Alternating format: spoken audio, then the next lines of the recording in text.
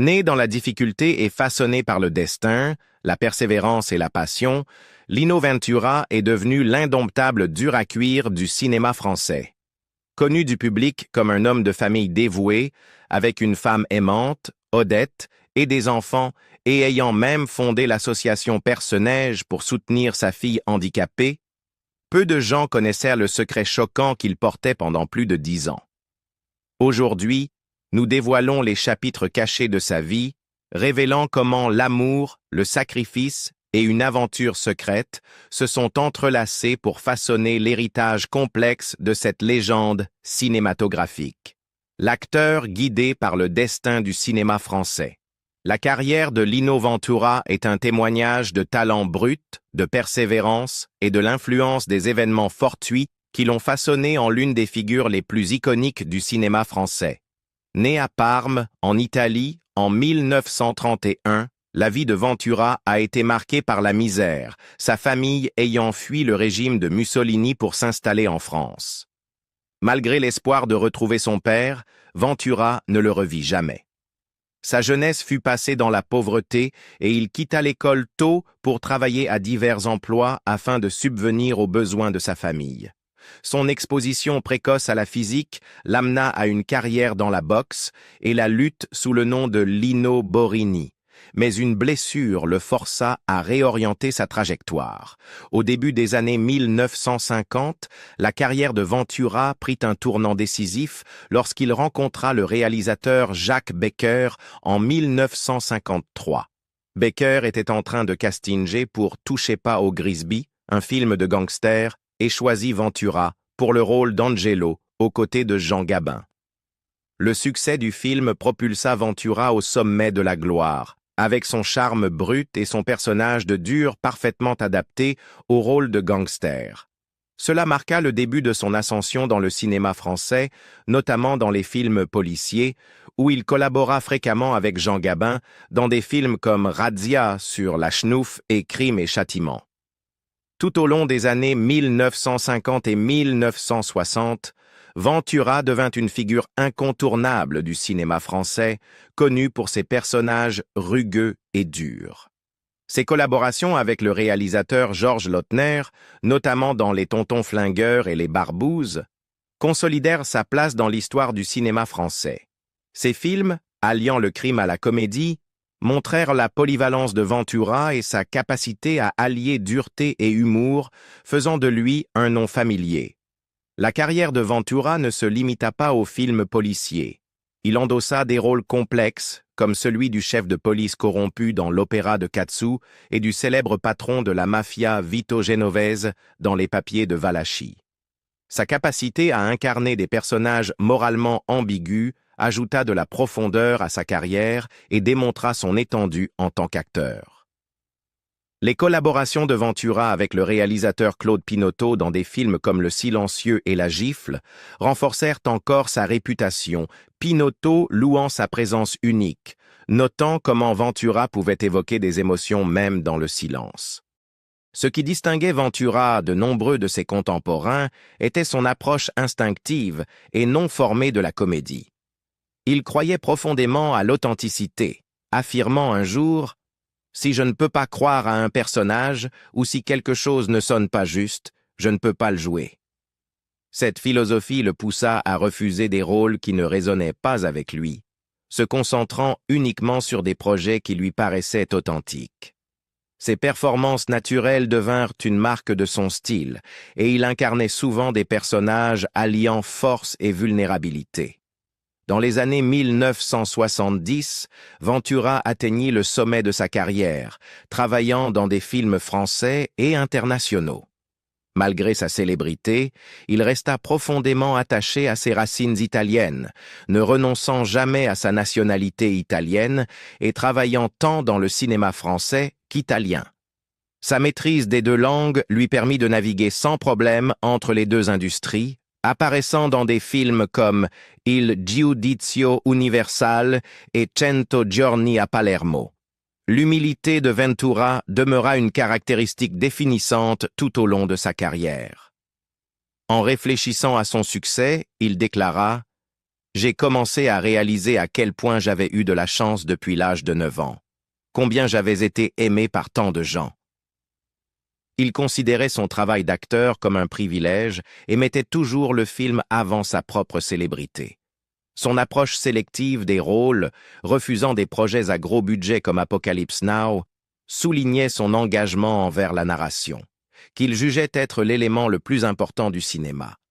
La carrière de Ventura, marquée par son dévouement à son art, son authenticité et son style de jeu instinctif, en fit une figure bien aimée et respectée du cinéma français, dont l'influence reste significative dans l'industrie aujourd'hui. Le dévouement forgea un héritage familial. Si Lino Ventura est resté si présent dans le cœur des Français, c'est non seulement en raison de sa carrière cinématographique extraordinaire, mais aussi grâce à l'amour qui a marqué sa vie.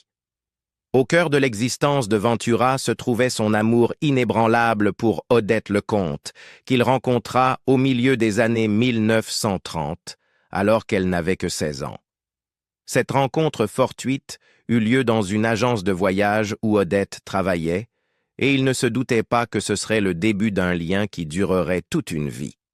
En janvier 1942, après une course sérieuse de plus de 7 ans, Ventura épousa Odette, consolidant ainsi leur relation. Au fil des années, ils eurent 4 enfants, Mylène, Laurent, Linda et Clélia. Tragiquement, Mylène décéda dans un accident d'avion en 1998 et Laurent, après avoir lutté contre une longue maladie, mourut également en 2024. Cependant, l'amour entre Lino et Odette resta constant, même lorsqu'ils firent face à de nombreux défis, notamment lorsqu'il s'agissait d'élever leur fille Linda, née avec un handicap mental. Odette n'était pas seulement la femme de Lino, mais aussi un soutien constant pour ses enfants, notamment Linda. Son dévouement sans faille à sa famille et ses efforts pour prendre soin de Linda ont conduit à la création de la Fondation Perce-Neige en 1966, une association caritative destinée à aider les personnes handicapées mentales à vivre plus harmonieusement avec leurs différences. La création de cette fondation fut le résultat de l'expérience personnelle de Ventura en tant que père de Linda, et elle devint une part importante de l'héritage du couple. Lino Ventura parlait souvent avec humilité de son engagement auprès de la Fondation, se qualifiant de simple chargé de presse, tout en reconnaissant qu'Odette était la véritable force motrice derrière leur travail caritatif. La Fondation Perce-Neige n'offrait pas seulement de l'aide aux personnes handicapées, mais sensibilisait également au manque de structures dédiées à leur prise en charge. C'était une cause qui tenait particulièrement à cœur à Ventura en raison de son expérience personnelle avec la condition de Linda. La force de l'amour de Ventura pour Odette était évidente tout au long de leur relation, même dans les moments les plus difficiles. Pendant la Seconde Guerre mondiale, Ventura fut mobilisé dans l'armée italienne, laissant derrière lui une jeune Odette. Durant les 14 mois qui suivirent, Ventura écrivit plus de 300 lettres à sa femme, exprimant son désir, sa frustration et sa détermination à revenir auprès d'elle. Ces lettres formèrent la base du livre « Attends-moi mon amour », un poignant mémoire écrit par leur fille Clélia et leur petit-fils Léon. Le livre capture la profondeur émotionnelle de l'expérience de Ventura pendant la guerre, révélant un aspect de lui rarement vu par le public. L'homme sensible et tendre qui, malgré son extérieur musclé, luttait contre des sentiments d'isolement et de tristesse. Les lettres étaient un moyen de survie pour Ventura durant son temps dans l'armée, et elles peignaient l'image d'un homme profondément amoureux de sa femme. Ses mots étaient remplis d'émotion, et il ouvrait son cœur à Odette, lui disant combien sa présence lui manquait. Il écrivit un jour « Mon amour, si tu savais à quel point je souffre de t'être loin, je t'assure, Mamouk, il y a des moments où je tiens ma tête dans mes mains et je me sens devenir fou, mais vraiment, il n'est pas possible de vivre avec une âme aussi tourmentée. » Après une année de séparation, le désir de Ventura pour Odette atteignit un point de rupture. Il déserta son poste pour se retrouver avec elle, risquant l'arrestation et l'exécution. Leur réunion en 1943 fut un moment de triomphe pour le couple, et ils ne se retournèrent jamais en arrière. Ventura rappellerait plus tard cet acte de défection comme l'une des décisions les plus importantes de sa vie, motivée uniquement par son amour pour Odette. Il alla même jusqu'à falsifier des documents et adopter une fausse identité pour échapper à la Gestapo, prouvant à quel point il était prêt à tout pour l'amour.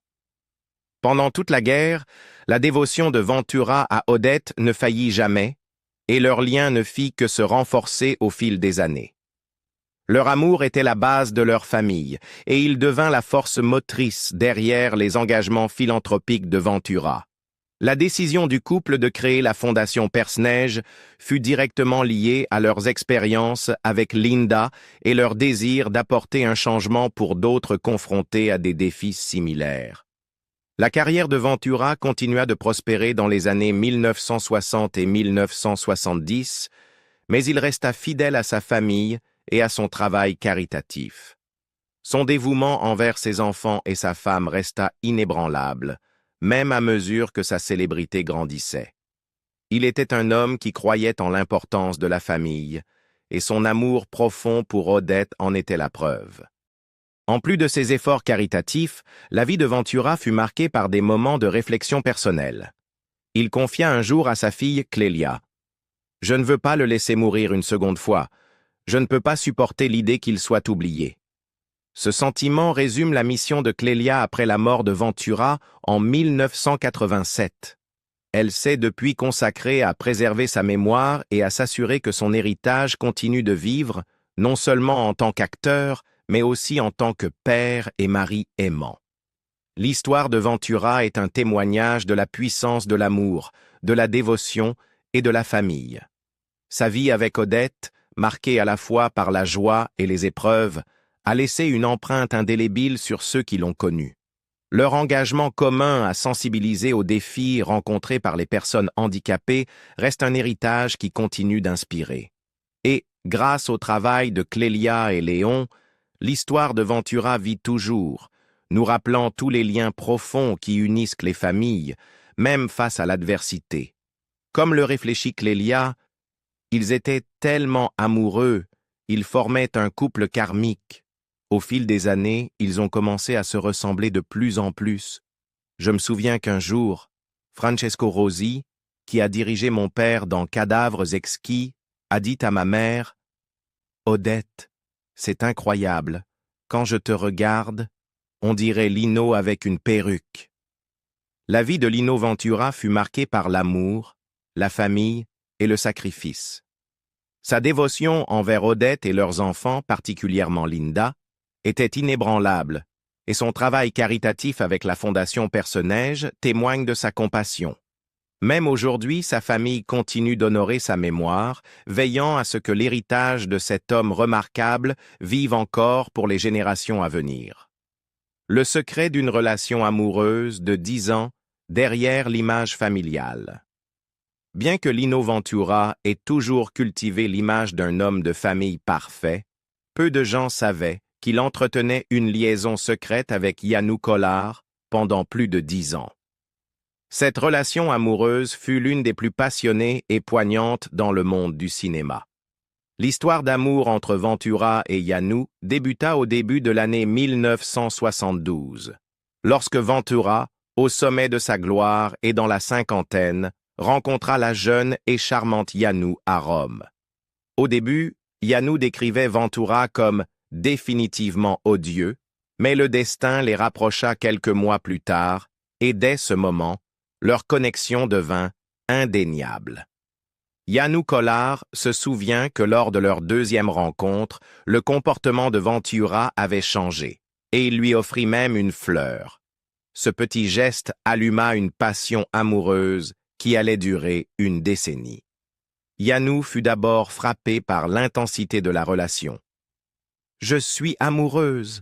J'aime toucher lui, sa salive, son odeur, sa chaleur, sa force, son sourire, » avoua-t-elle, illustrant la profondeur de ses sentiments. Leur relation, cependant, était compliquée.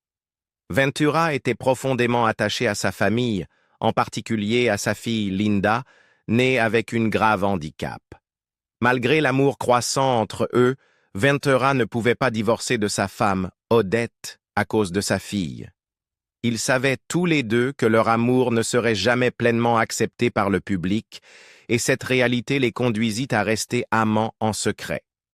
Leur relation fut remplie de passion, mais aussi de tourments. Pendant 10 ans, ils vécurent leur amour dans l'ombre, Ventura continuant de remplir ses devoirs d'époux et de père tout en voyant Yanou. Ils se retrouvaient sur les plateaux de cinéma, que ce soit en France ou à l'étranger, et s'échangeaient des lettres tendres. Ventura écrivait souvent des lignes poétiques comme « Je suis amoureux d'une fille aux yeux azur » et « Je t'aime, je t'attends, tu es ma petite femelle ». Yanou lui rendait ses sentiments, mais acceptait que Ventura ne puisse rien lui promettre de concret. « Il ne me promet rien, mais il ne me trompe pas. On arrange notre histoire d'amour, » disait-elle. La douleur de la relation devint de plus en plus évidente avec le temps. La femme de Ventura, Odette, avait découvert leur liaison dès le début, et la pression pour y mettre fin ne cessait d'augmenter. Yanou fut celle qui décida finalement de mettre un terme à leur histoire en 1982.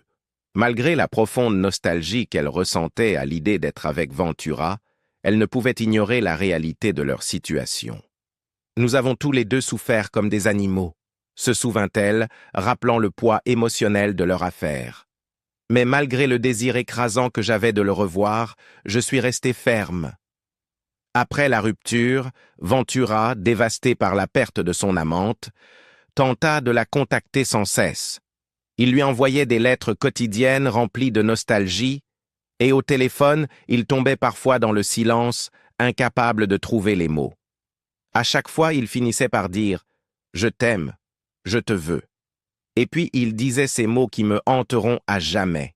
« Le jour où tu ne seras plus dans ma vie, ce sera comme lorsque la lumière s'éteint », se souvint Yanou, la voix tremblante à se souvenir. Ces mots semblaient prophétiques, car Ventura mourut tragiquement d'une crise cardiaque en 1987. La douleur de Yanou fut d'autant plus poignante en réalisant que leur amour n'aurait jamais pu exister pleinement au grand jour.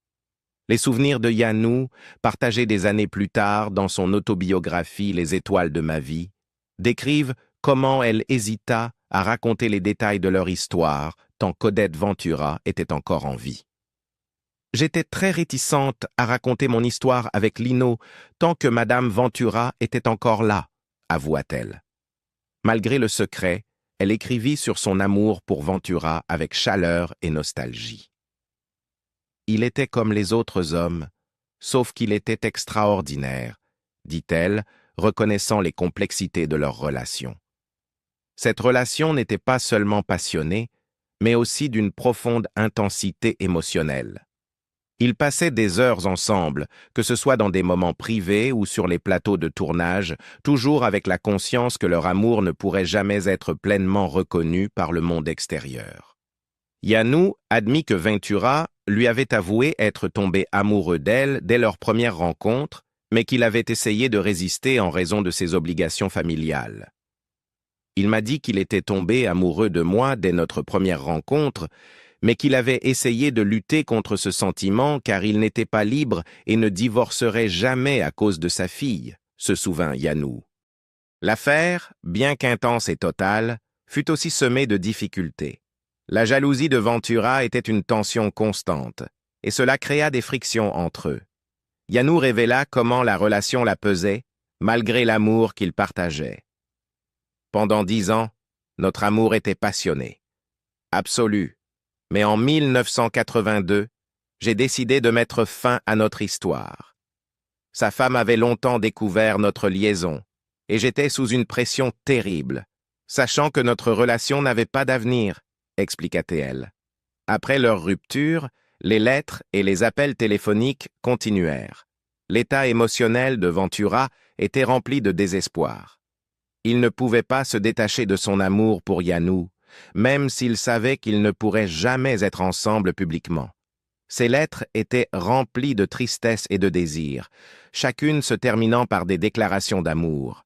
Mais malgré ses efforts incessants, Yanou savait qu'ils ne pourraient jamais être vraiment ensemble, pas comme elle l'avait rêvé. La vie de Yanou prit un tournant remarquable après la fin de leur liaison amoureuse. Elle avait déjà construit une carrière réussie en tant que l'une des plus célèbres agents de presse au monde.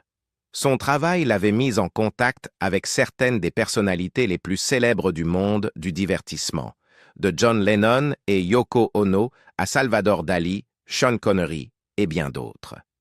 Mais malgré son succès, l'amour qu'elle avait partagé avec Ventura resta l'expérience la plus intense et déterminante de sa vie. L'adieu du destin.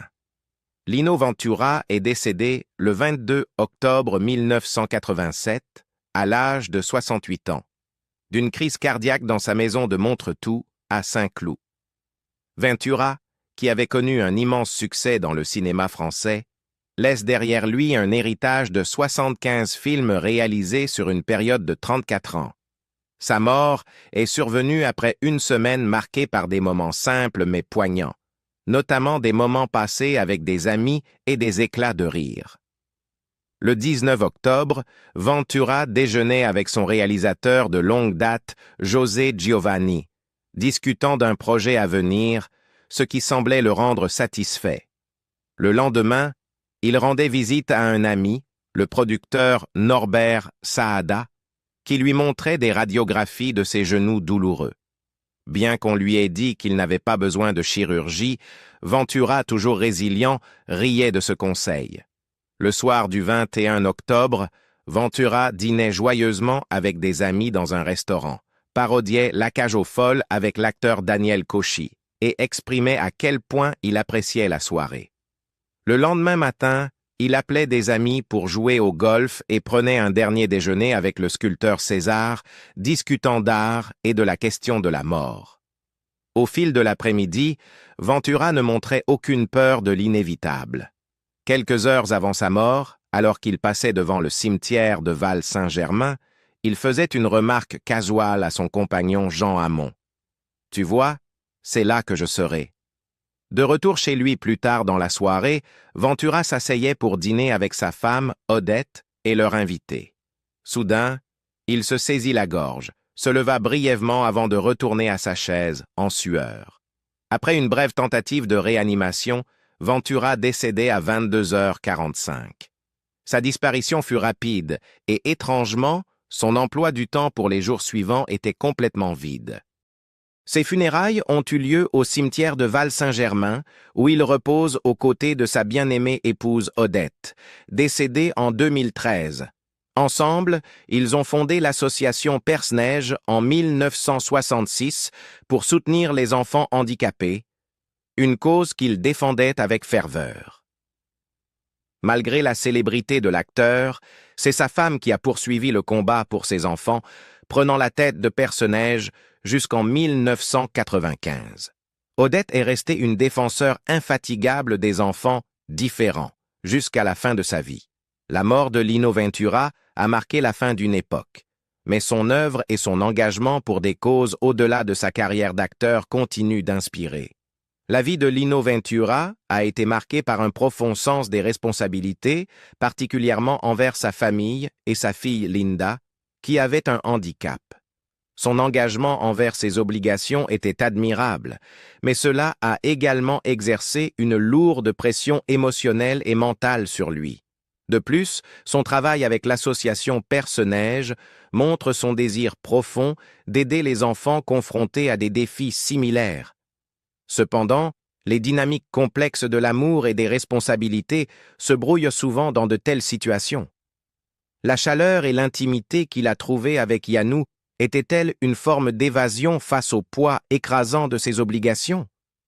La réponse pourrait résider dans la lutte de Ventura pour concilier ses rôles de père, mari et figure publique, des rôles qui pouvaient lui sembler plus lourds que ce qu'une seule personne pouvait supporter.